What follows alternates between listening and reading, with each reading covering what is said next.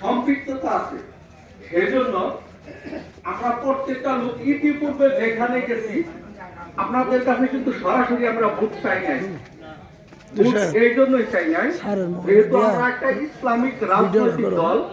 প্রত্যেকটা বিগত দিনের যে রাজনৈতিক দলগুলা অতিবাহিত হয়েছে প্রত্যেকটা রাজনৈতিক দলেরই কিন্তু নির্দিষ্ট একটা চেতনা বা লক্ষ্য প্রত্যেকের মনের ভিতরে লালন করে। আমরা তদ্রুপ বাংলাদেশ জামাত ইসলাম আমাদের মনের ভিতরে একটা চেতনা হলো কুরআন এবং সুন্নাহ ভিত্তিক ব্যক্তি, পরিবার, সমাজ, রাষ্ট্র পরিকল্পনা। এমন কথা হলো অন্যান্য রাজনৈতিক দল যেহেতু তাদের নির্দিষ্ট একটা ম্যান্ডেট নিয়ে কাজ করে, আমাদের কিন্তু একটা ম্যান্ডেট হলো এই কুরআন এবং সুন্নাহ ভিত্তিক ব্যক্তি, পরিবার, সমাজ, রাষ্ট্র পরিচালিত হোক, এই লক্ষ্যে কিন্তু আমরা কাজ করি। আমরা শুধু রাজনৈতিক দলই না, একটা ইসলামিক রাজনৈতিক দল। ইসলামের সাথে আমাদের একটা সম্পৃক্ততা আছে। পবিত্র কোরআনের ভিতরে আল্লাহ পাক বলেন ওমা খালাকতুল জিন্না ওয়াল ইনসা ইল্লা লিয়াবুদুন, আমি মানুষ আর জিনকে সৃষ্টি করছি আমার ইবাদতের জন্য। মানুষ আর জিনকে সৃষ্টি করছি আমার ইবাদতের জন্য। যেহেতু আমরা একটা ইসলামিক দল, ভোট চাওয়ার আগে আমাদের ভিতরে তো যতক্ষণ পর্যন্ত এই যে আমরা যদি হাজারো যদি ভোট দিয়া যদি জামাত ইসলাম বা ইসলামিক দলগুলা সরকার গঠন করে তাহলে কিন্তু আমাদের যে উদ্দেশ্য কিন্তু সফল হবে না।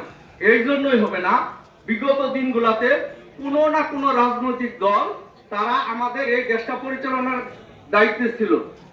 যেহেতু বিগত দিনগুলাতে কোনো না কোনো রাজনৈতিক দল দেশ পরিচালনার দায়িত্বে ছিল, তাহলে তারা কি সঠিকভাবে চালাইতে পারছিল? যদি চালাইতে পারত তাইলে মনে কষ্ট নেন না, কিছু কিছু কথা হয়তো কারো পক্ষে বিপক্ষে যাইতে পারে। যদি সঠিকভাবে দেশ পরিচালিত করতে পারত তাইলে যেমন চিন্তা করিয়া জাতির জনক বঙ্গবন্ধু মুজিবুর রহমান স্বাধীনতার শেখ মুজিবুর রহমান, পরবর্তীতে আসলেন জিয়াউর রহমান, পরে আসলেন এরশাদ, পরে এলো খালেদা জিয়া, পরে শেখ হাসিনা। পরপর 4-5টা রাষ্ট্রনায়ক আমাদের এই বাংলাদেশ থেকে তাদের নির্দিষ্ট সময় পার করার পরে কেউ কিন্তু স্বাভাবিক জীবনযাপন করতে পারেন নাই। কোনো না কোনো সমস্যা হয়, কেউ জেল খাটছে, না হলে কেউ গুলি করে মারছে, কেউ দেশ থেকে পলাই গেছে। নিশ্চয়ই হয়তো তারা ভালো ছিল, আমরা ভালো ছিলাম না, আর না হলে আমরা ভালো ছিলাম, তারা ভালো ছিল না, আর না হলে আমরাই কপাল পুরা জাতি, আমাদের প্রতি আল্লাহর রহমত এবং বরকত ছিল না, যার জন্য আমাদের এই অবস্থা। যাই হোক, আল্লাহ পবিত্র কোরআনের ভিতরে বলছে যে আমি মানুষ আর জিনকে সৃষ্টি করছি আমার ইবাদতের জন্য। এখন আমাদের